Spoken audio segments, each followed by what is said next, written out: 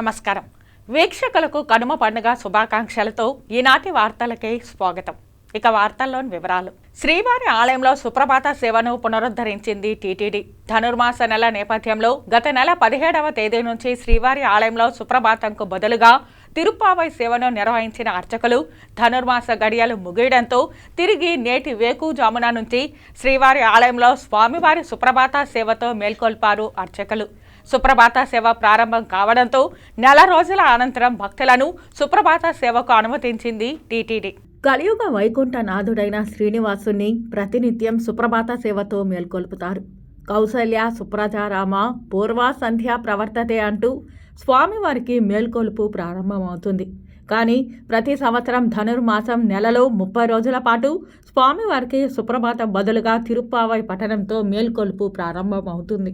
శ్రీవారిని తన భర్తగా భావించి పూజలు నిర్వహించిన గోదాదేవి రచించిన 30 పాసురాలనే గోదాదేవి పాసురాలు అంటారు. వీటిని ధనుర్మాస నెలలో ప్రతిరోజు ఒక్కో పాసురాన్ని సుప్రభాతంకు బదులుగా పఠిస్తూ స్వామివారిని మేల్కొల్పుతారు అర్చకులు. ఇక ఈ నెల రోజుల పాటు స్వామివారికి నిర్వహించే సహస్ర నామార్చనలో నిత్యం ఉపయోగించే తులసి దళాలకు బదులుగా బిల్వ పత్రాలతో నిర్వహిస్తారు. మరోవైపు స్వామివారి ఏకాంత సేవను కూడా భోగ శ్రీనివాసమూర్తికి కాకుండా శ్రీకృష్ణునికి నిర్వహిస్తారు. ఇలా నెల రోజుల పాటు శ్రీవారి ఆలయంలో ప్రత్యేకమైన పూజలు స్వామివారికి నిర్వహిస్తారు. పరమ భక్తురాలైన గోదాదేవి తరపున ఇప్పటికీ శ్రీవారి బ్రహ్మోత్సవాల సందర్భంగా 5వ రోజు జరిగే మోహిని అవతారం సందర్భంగా శ్రీ వల్లిపుత్తూరు నుండి అమ్మవారికి అలంకరించిన పుష్పమాలలు తిలకతో పాటు గరుడ సేవలో అలంకరించేందుకు తులసిమాలలు స్వామివారికి సమర్పిస్తారు. ఇక ధనుర్మాస నెలలో నెల రోజుల పాటు గోదాదేవి వ్రాసిన పాసురాలను పఠించడం అనాది కాలంగా వస్తున్న సంప్రదాయం. ధనుర్మాస గడియలు నిన్న రాత్రికి పూర్తవడంతో తిరిగి నేటి వేకుజాము నుండి శ్రీవారి ఆలయంలో సుప్రభాత సేవను పునరుద్ధరించింది టీటీడీ. నేటి నుంచి సుప్రభాత సేవను పునరుద్ధరించడం, ఈ సేవకు భక్తులను అనుమతించింది టీటీడీ. ధనుర్మాస గడియలు ముగియడంతో ఇక సాధారణ రోజులాగానే శ్రీవారి మూలవర్లకు జరిగే సహస్ర నామార్చన సమయంలో తులసి దళాలను వినియోగించనున్నారు అర్చకులు. ఇక నేటి నుంచి ఏకాంత సేవను కూడా భోగ శ్రీనివాసమూర్తికి నిర్వహించనున్నారు అర్చకులు. వేదాలు పురాణాల్లో పేర్కొన్న విధంగా సకల దేవతా స్వరూపాలైన గోవులను ప్రతి ఒక్కరూ పరిరక్షించుకోవడానికి ప్రతిభ బోనాలని టీటీడీ చైర్మన్ భూమన కరుణాకర్ రెడ్డి పిలుపునిచ్చారు. తద్వారా మన సంస్కృతి సాంప్రదాయాలను కాపాడుకోవాలన్నారు. తిరుపతిలోని శ్రీ వెంకటేశ్వర గో సంరక్షణశాలలో మంగళవారం కనుమ పండుగ సందర్భంగా గో మహోత్సవ వేడుకలు వైభవంగా జరిగాయి. ఈ వేడుకలకు ముఖ్య అతిథిగా హాజరైన టీటీడీ చైర్మన్ మాట్లాడుతూ గోవు గొప్పతనాన్ని భావితరాలకు అందించేందుకు గోపూజ కార్యక్రమాన్ని టీటీడీ చేపట్టినట్టు తెలిపారు. తిరుపతి పలమనేరులోని గోశాలలో 2500కు పైగా గోవులు ఉన్నట్లు చెప్పారు. తిరుమల శ్రీవారి ఉత్సవాలలో, తిరుచానూరు శ్రీ పద్మావతి అమ్మవారి ఉత్సవాలలో, స్థానిక ఆలయాలలో జరిగే ఉత్సవాలలో గోశాలలోని ఏనుగులు, అశ్వాలు, వృషభాలు ప్రత్యేక ఆకర్షణగా నిలుస్తున్నాయని అన్నారు. తిరుమల శ్రీవారికి దేశీయ గోజాతుల పాల నుండి తీసిన వెన్నను సమర్పిస్తున్నట్లు తెలియజేశారు. పూర్వకాలం నుండి కనుమ పండుగ రోజున గోపూజకు చాలా ప్రాధాన్యత ఉందన్నారు. గోవును పూజించడం వలన పాడి పంటలు పుష్కలంగా పండి లోకం సుభిక్షంగా ఉంటుందని తెలిపారు. ఇప్పటి వరకు దాతలు 250 కోట్లకు పైగా ఎస్వి గో సంరక్షణ ట్రస్టుకు విరాళాలు అందించినట్లు వివరించారు. అంతకుముందు చైర్మన్ గోశాలలోని శ్రీ వేణుగోపాల స్వామి ఆలయంలో పూజా కార్యక్రమాలు నిర్వహించారు. అనంతరం గౌరీ పూజ, తులసి పూజలో పాల్గొన్నారు. అటు తర్వాత గజరాజులు, అశ్వాలు, వృషభాలు, గోవులకు పూజలు చేసి కర్పూర హారతులు సమర్పించి వాటికి దానా అందించారు. ఈ సందర్భంగా అన్నమాచార్య ప్రాజెక్ట్ ఆధ్వర్యంలో నిర్వహించిన అన్నమయ సంకీర్తనల ఆలాపన, దాస సాహిత్య ప్రాజెక్ట్ ఆధ్వర్యంలో నిర్వహించిన భజనలు, కోలాటాలు, ఎస్వి సంగీత నృత్య కళాశాల ఆధ్వర్యంలో నిర్వహించిన వివిధ సాంస్కృతిక కార్యక్రమాలు భక్తులు, పుర ప్రజలను ఆకట్టుకున్నాయి. ఎస్వి గోశాల సంచాలకులు డాక్టర్ హరినాథ్ రెడ్డి అధ్యక్షతన జరిగిన ఈ కార్యక్రమంలో టీటీడీ గో సంరక్షణ ట్రస్ట్ సభ్యులు శ్రీరామ్ సునీల్ రెడ్డి, శ్రీధర్, హిందూ ధర్మ ప్రచార పరిషత్ కార్యదర్శి సోమయాజులు, ఇతర అధికార ప్రముఖులు, విశేష సంఖ్యలో భక్తులు పాల్గొన్నారు. పులివర్తి నాని చేసే పోరాటం ధర్మ పోరాటమని మాజీ ముఖ్యమంత్రి నారా చంద్రబాబు నాయుడు అన్నారు. దొంగవాట్ల ఏరువేతకు తిరుపతి ఆర్టీఓ కార్యాలయం ఎదుట ఆమరణ నిరాహార దీక్షకు దిగిన చిత్తూరు జిల్లా తెలుగుదేశం పార్టీ పార్లమెంట్ అధ్యక్షుడు చంద్రగిరి ఎమ్మెల్యే అభ్యర్థి పులివర్తి నాని మనస్తాపం చెంది పెట్రోల్ పోసుకుని ఆత్మహత్యాయత్నంకు పాల్పడ్డ విషయం విదితమే. తీవ్ర గాయాలతో విశ్రాంతి తీసుకుంటున్న ఆయనను మాజీ ముఖ్యమంత్రి నారా చంద్రబాబు నాయుడు పరామర్శించారు. యోగక్షేమాలు అడిగి తెలుసుకున్నారు. అనంతరం మీడియా సమావేశంలో ఆయన మాట్లాడుతూ రాష్ట్రంలో దొంగ ఓట్ల నమోదులో అడ్డు అదుపు లేకుండా పోయే పరిస్థితి వచ్చిందని అన్నారు. వైసీపీ ఓటమి భయంతో ఓట్ల నమోదులో అవకతవకలకు పాల్పడుతోందని, దేశ చరిత్రలో ఎప్పుడూ లేని విధంగా దొంగ ఓట్ల నమోదు మొదలైందని ఆగ్రహం వ్యక్తం చేశారు. ఓటరు లిస్టు ఎన్నికల అధికారులు తయారు చేస్తారు. పార్టీల నాయకులు ప్రచారం చేసి ఓట్లు అడుగుతారు. కానీ ఎక్కడ చూసినా దుర్మార్గంగా దొంగ ఓట్లు చేరుస్తున్నారని ఆందోళన చెందారు.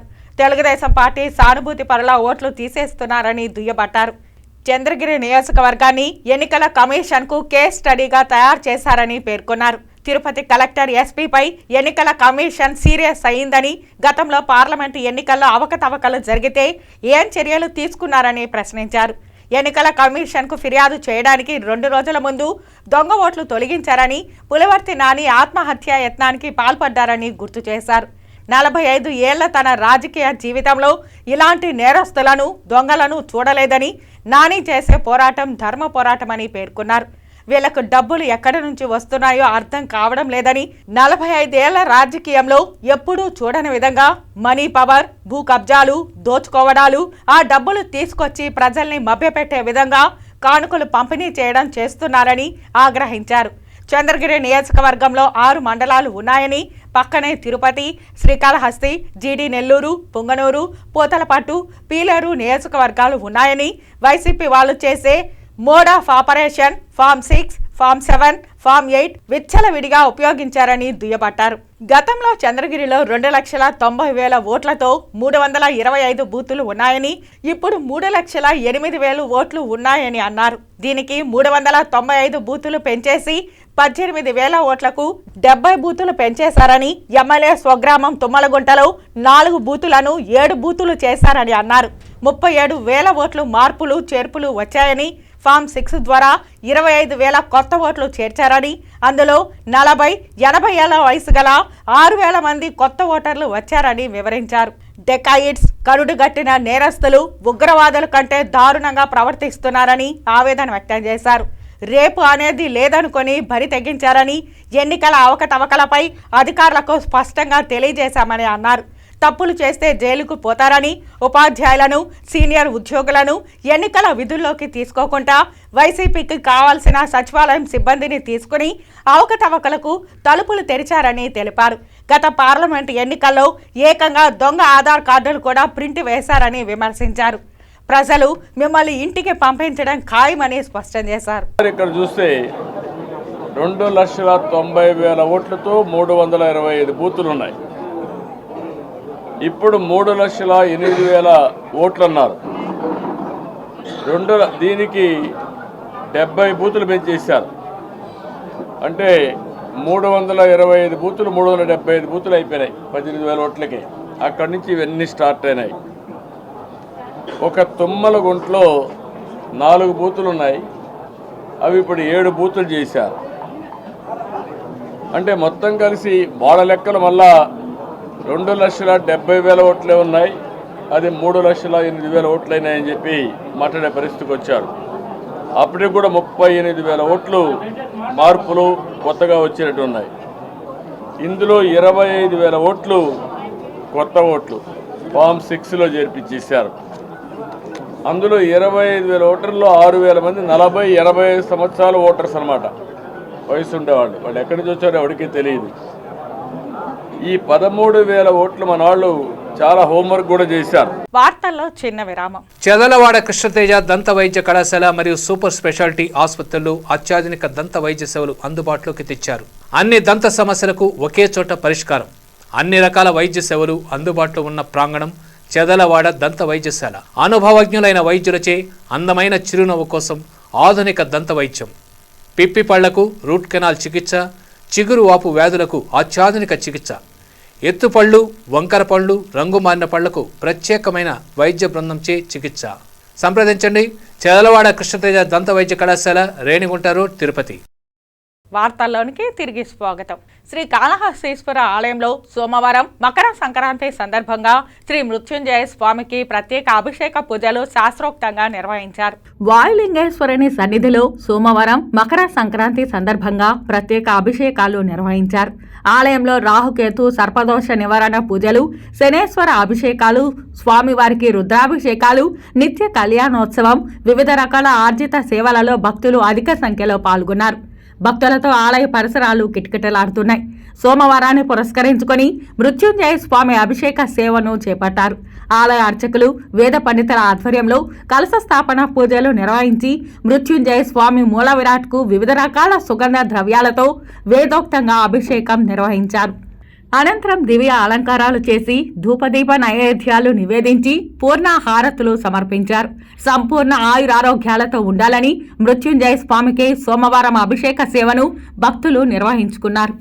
చంద్రగిరి మండలంలోని రంగంపేట జల్లికట్టు వేడుకలకు సిద్ధమైంది.